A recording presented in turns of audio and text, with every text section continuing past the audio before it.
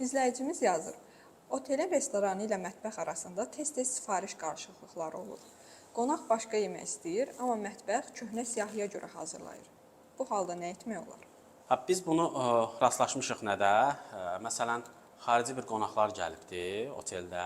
Öncədən də rezervasiya olunub bir 20 gün qabaq. Onların özlərinin istədiyi bir menyu olub. İstəyiblər ki, misal üçün, bizim milli mətbəximiz var, orada da beynəlxalq mətbəx var. Bu kimi yeməklərin olması lazım. Təxminən bir 70 nəfəri heyət. Burada nə baş veribdi? Onların özünün də hazırladığı menyu var. Davamlı ondandır. Amma qrafik şeyə bildirilmir.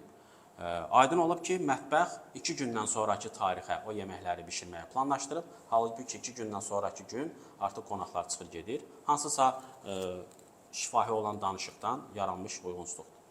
Və həmin vaxtda qonaqlara yemək verilə bilmədi. Yenə də bunun böyük ehtimal nədədir?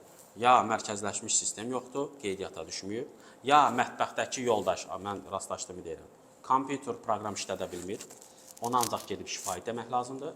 Hansısa da əməkdaş gedib şifahi deyəndə 20 deyiblər, o da 22 başa düşüb, ayın 22-si götürüb istehsal edib. Yəni, böyük əksəriyyətdə vəziyyət budur ki, onların ekranında, mətbəxdə bir platforma, bir alət yoxdur ki, resepsiyonun verdiyi məlumat düşsün onların siyasına. Ona görə də bax, ötür məsələsindən yəqin ki, bu problem çıxıb ortaya.